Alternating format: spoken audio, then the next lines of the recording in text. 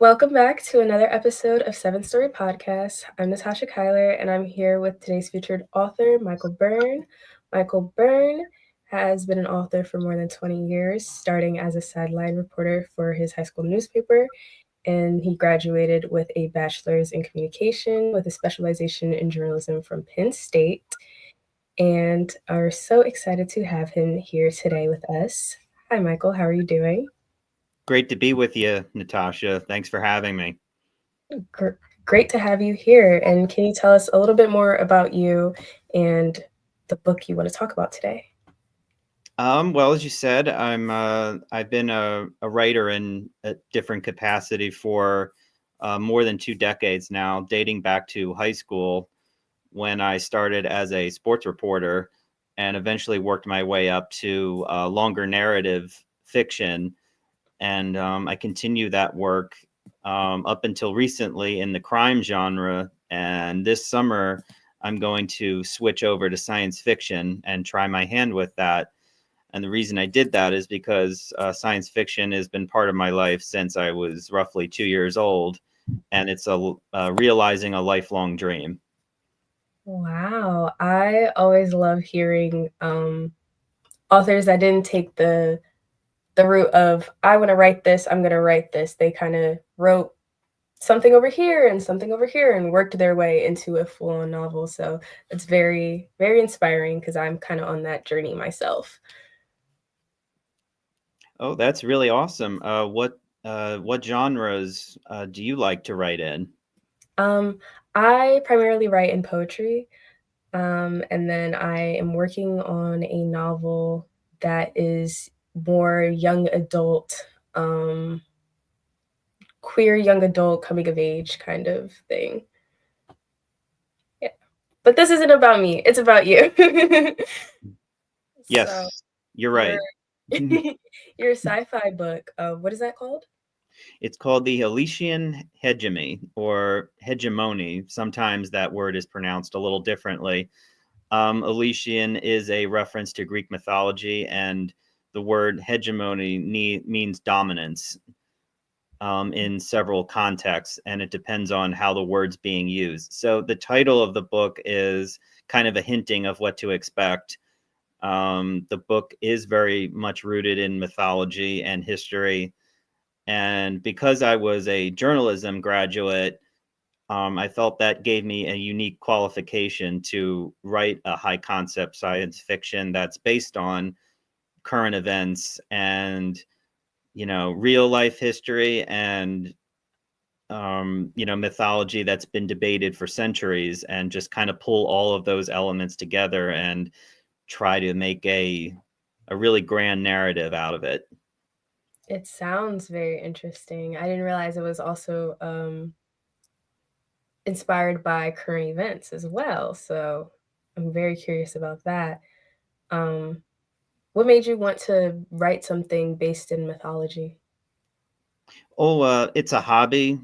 It's been a hobby since school to study mythology, whether that's different mythologies around the world or religious mythology. I grew up in the Catholic Church. I was raised in that fashion, and while I choose to practice privately, that doesn't mean I'm not intrigued by stories that have come out of works such as the Bible. Of course, that's the one most people will reference and go to when they want to learn more about mythology, but also, Greek mythology or just other nation states that have put forth a kind of an origin story or just a really a grand history of their culture, their journey through time. With this book, while there's going to be mythological elements about it, it is drawing heavily upon current events, and very recently, because I live in America. I've lived in America my entire life.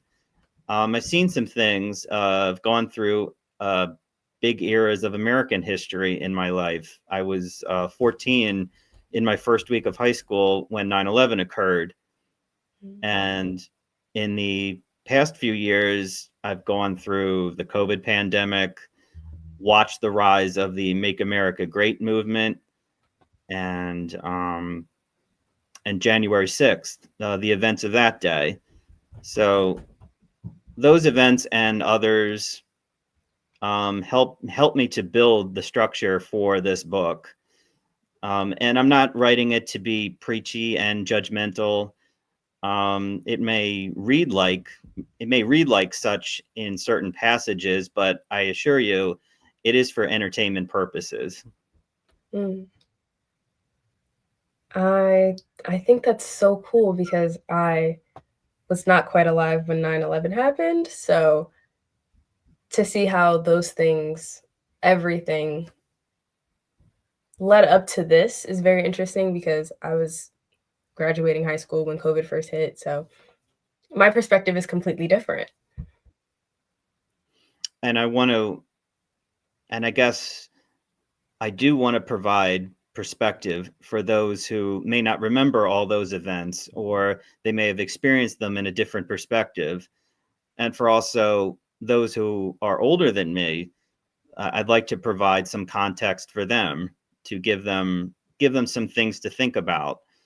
And also, um, I've this book was all about pulling all of my education in my entire life, the things that I was required to learn, and then things I sought to learn on my own, and just love of the science fiction genre, being a history buff, and very curious about mythological stories and characters. Um, I've also I've also had a front row seat for the superhero film revolution, if you want to call it that, for lack of a better term.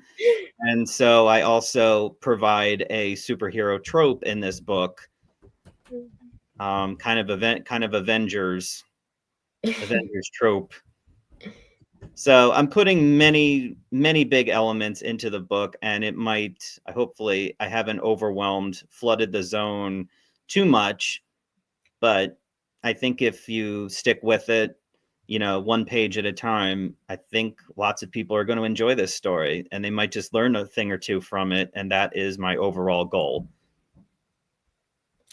Um, you said that you put a lot of different elements into it, and what was that process like balancing having these very different elements but still driving the plot and not making sure it wasn't all just overwhelming as you mentioned? I wrote this book in a very nonlinear fashion, just with a few basic concepts for scenes, chapters, plot points, and then it became the task of connecting the dots. And I found that adding several different tropes helped to streamline the story and to create proper context and add an element of mystery and intrigue to it. And I think it worked out very well. I'm excited to share it with the world very much. I'm excited for it to come out and for me to read it because it sounds very interesting. I'm really excited about it. I also want to ask you if there are any characters that are specifically personal to you. Characters in the book? Yes. Oh, sure. Well, the main character is his name is Shepherd, and that is both a reference to mythology, and it's also a reference to one of my favorite video games. Um, if you're familiar with the Mass Effect video games, the main character is called Shepherd, and it can be a male or a female depending on how you want to play the game. And Shepherd is a term meaning protector. Mm. And the protagonist in the book is a military man, a Navy SEAL, capable of performing various covert and violent tasks and do them very well. To be an agent of infiltration and one of duty and honor.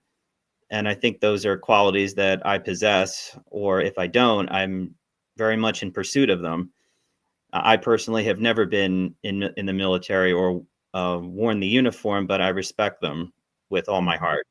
I have two grandfathers who fought in the Second World War, and this book is very much a tribute to them. Mm. That's beautiful that you attributed that to them. Um, and speaking of those characters, how how did you plan them out? Like, was it meticulous, or did they just kind of develop as the story developed? Well, I have four principal characters as protagonists, and 3 out of 4 of them are men, um, and one female. But I wanted the cast of characters to be diversified.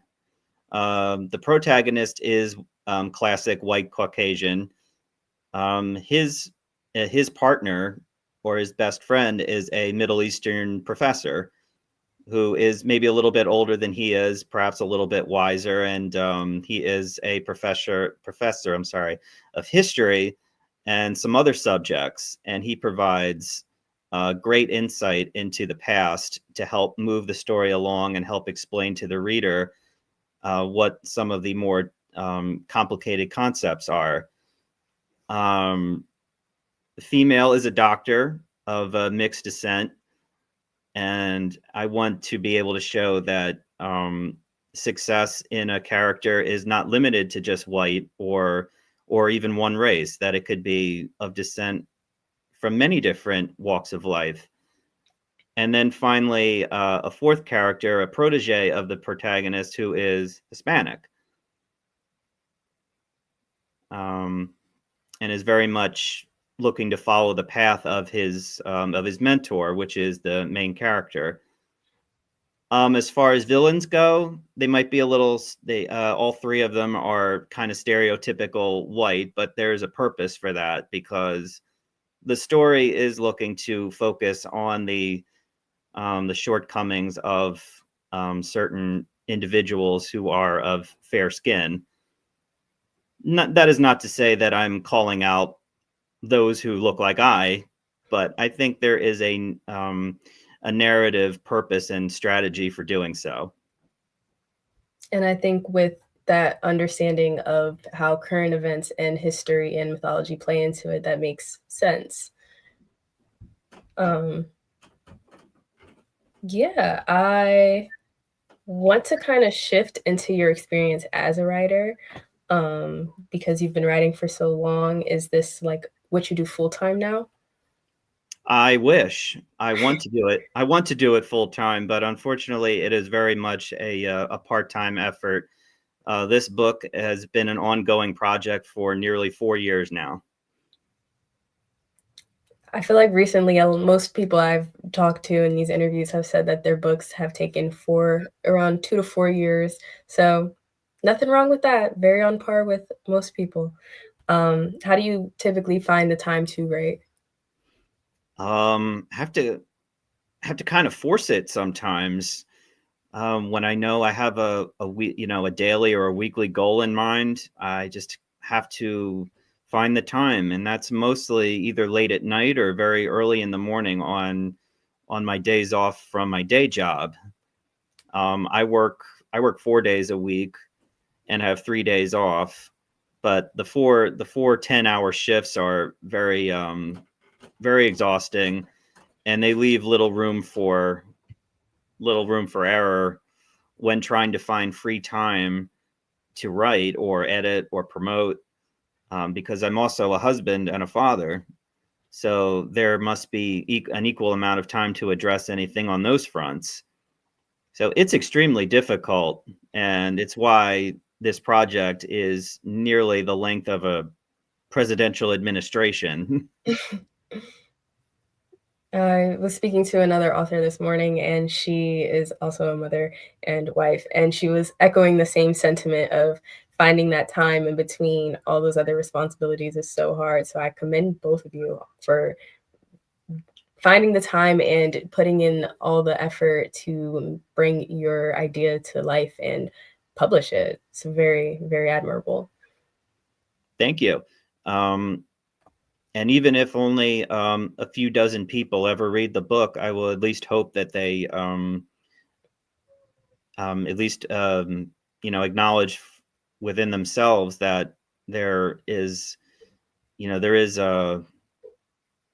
is meaning in still meaning in the written word, because it's the books as a hobby or a profession are sadly becoming obsolete or very much downsized. And I want to be part of the revival of that medium, not the reason for its downfall. Absolutely. I'm always saying support your local library. um, what is your favorite thing about being a writer? Oh, freedom. Freedom to explore every corner of the imagination. And when I get a great idea, I want to sit down and try and um, make peanut butter out of peanuts, if that reference makes any sense. It makes sense. Yeah. Yeah. So, when a great idea comes to me, I pull out my phone, put it on the memo pad, and then the next thing I know, a week later, I've got 5 pages worth of notes. And sometimes that, I put it in the vault for a future project, and then sometimes I kind of throw it away, hit the delete button, because, it seemed great when I first thought of it, but maybe it's not as practical as I thought. I relate. Sometimes things sound grand in the moment, and then you're like, oh, but this doesn't work for this reason. And so you just kind of have to let the idea fly so new ones can come to you. Um, with that being said, you kind of started talking about your process from getting the idea and putting it onto your phone, and then what happens after that? Like, what's the rest of the process? I'm a big believer in outlining, and when I get a great idea that I want to take to the next step, I want to start outlining how it begins and how it ends, and then start planning on how to get from A to B. Like I have a really great idea that I'm working on. Perhaps I might start after I publish this current book. It's going to be a completely new story, set about 100 years from now in a more of a dystopian environment. Um, Kind of, if you've ever seen the movie Blade Runner or movies that are similar to it, cyberpunk, high concept science fiction of, a time after a major cataclysm. Right. But also, even though I want to explore ideas in the future, I want to tie it to things that are happening today, like artificial intelligence. That is a very hot topic right now. Some would say it's a good thing, and others say it's not so good. I'm kind of in the middle. I think if controlled properly, now artificial intelligence might actually be beneficial in some places, and then left unchecked in others, it could be dangerous.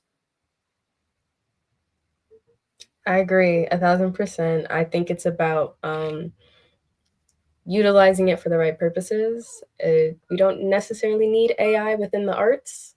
Um, that takes away the humanities part of the arts and humanities. Um, but I definitely think it is about how you use it and how you program it. I also want to ask you what you think the most difficult thing is about being a writer.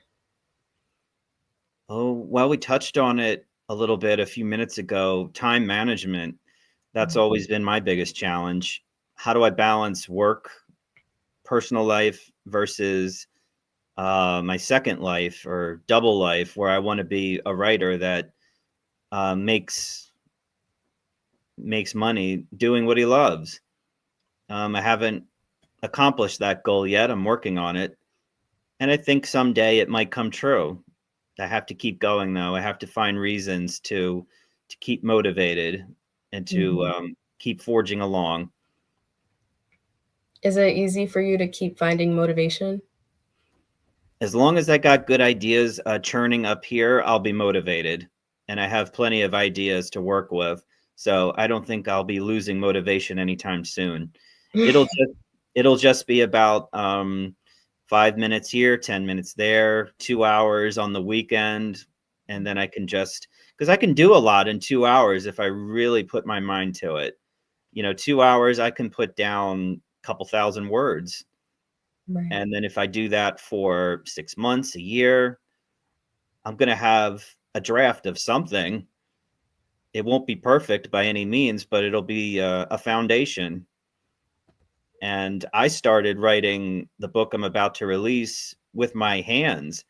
Mm, I didn't even type on a computer in the beginning. I had several notebooks, cheap notebooks that I just filled, and I hand wrote the first draft because the job I work at right now, when I first joined, business was on the downswing. And so there were days I'd go to work and I wouldn't be working all the time. And during the downtime, I would have that notebook with me. And given the opportunity to spend an hour or two here and there, or sometimes even half shifts, full shifts, where I could just lean up against a writing surface and jot down some thoughts, or even a couple of chapters, or begin to explore narratives and chapters. The next thing I knew, I'm at home with an actual computer, copying it down, mm.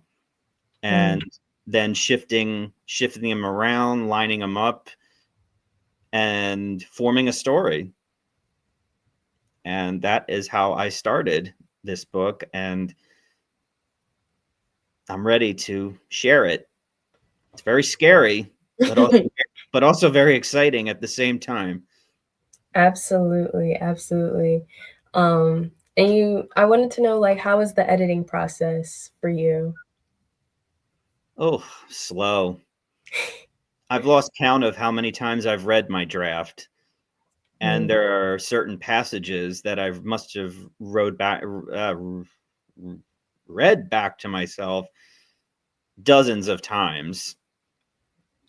Um, and of course, like grammar, knowing when right. to put writing, knowing when to write a comma and when not to write a comma has been a big challenge since I was in grade school.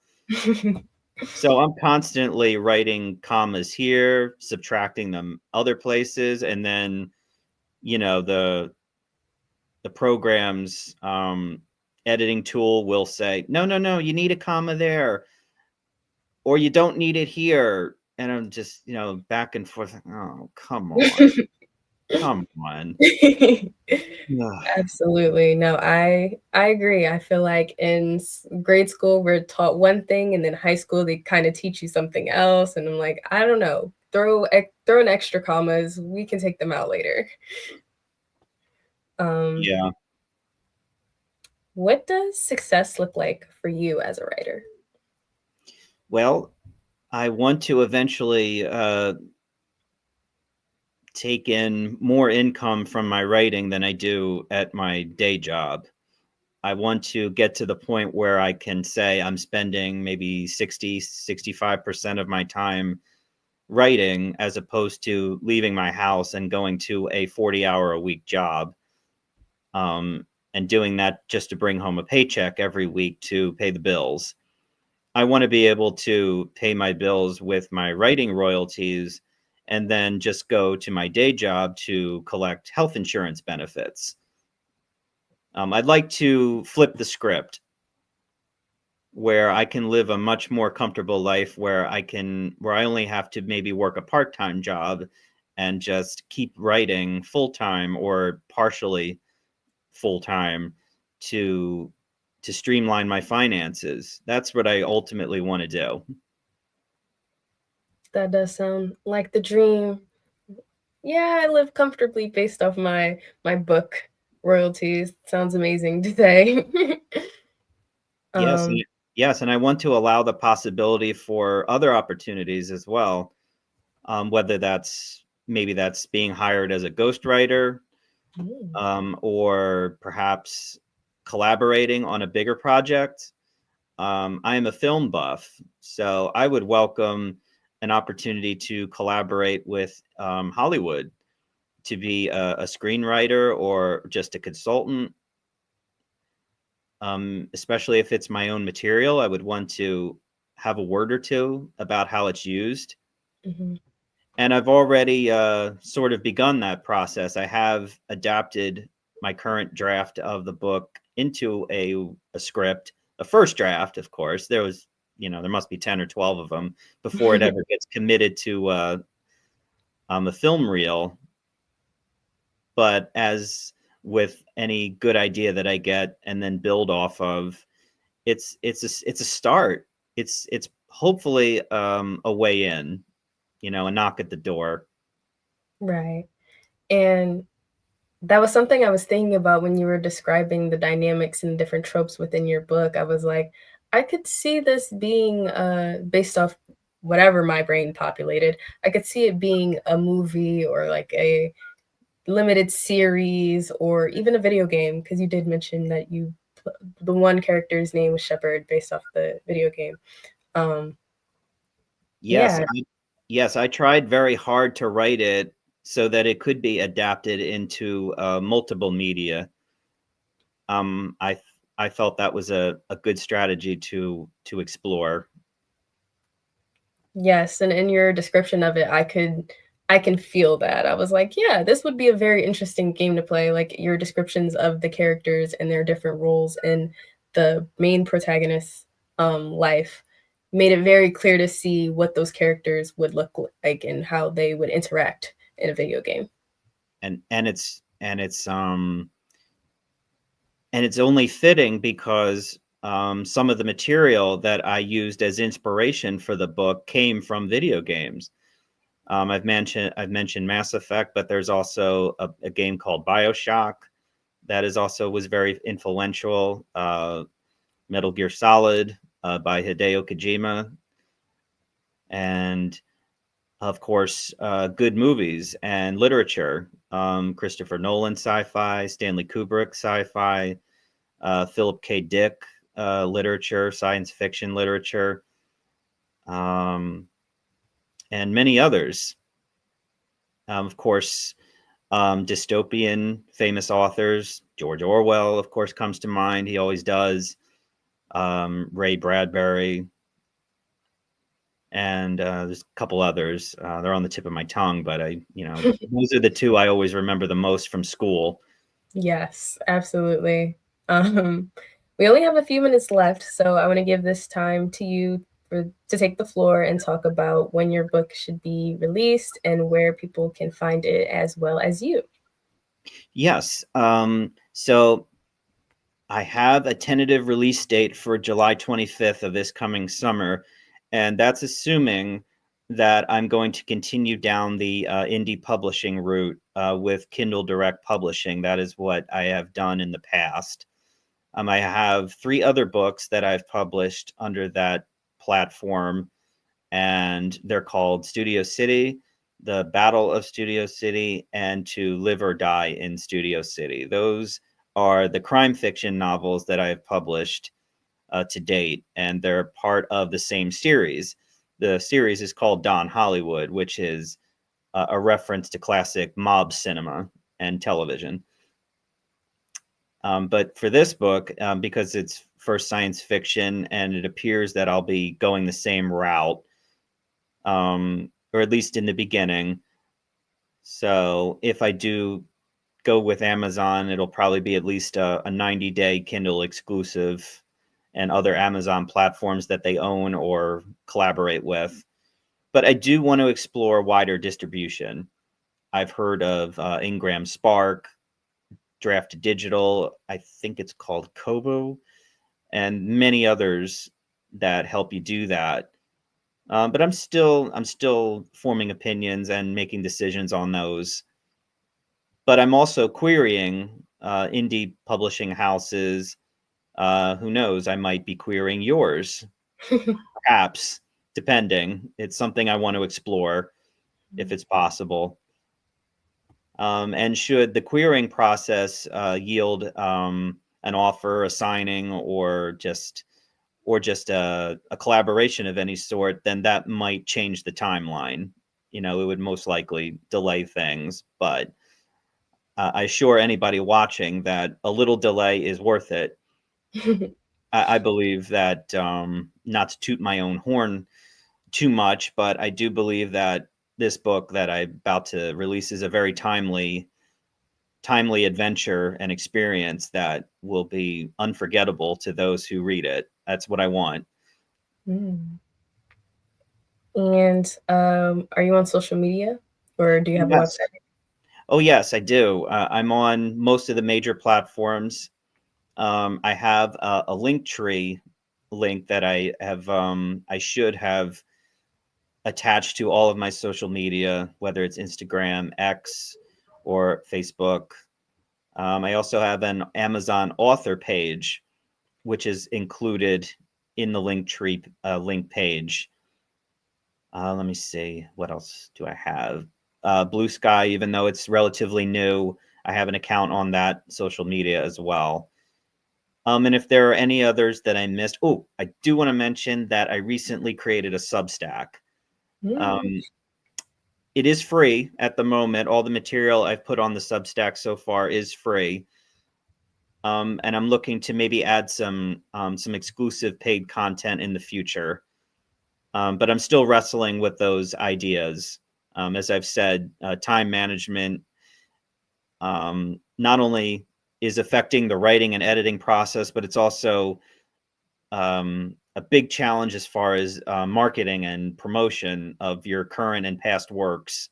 Mhm. So I'm doing the best I can with that. Just ask anybody watching to please bear with me. Just keep an eye on my social media for any questions and comments you might want to ask. I do want to say that I'm in the middle of a beta period where I'm offering part of the book for consumption, just for feedback from readers who might be interested. And next month, I plan to put out a feeler for an ARC team. It'll be the first time I've ever done that. First time I felt confident enough to propose such an endeavor. So that is something I'm looking to do in the near future. That's exciting. Well, I wish you the best of luck for your beta program and your ARC program. With that, that is the end of this episode of Seven Story Podcast. Thank you so much, Michael Byrne, for joining us. And make sure y'all follow him on the platforms he mentioned. Until next time, I'm Natasha.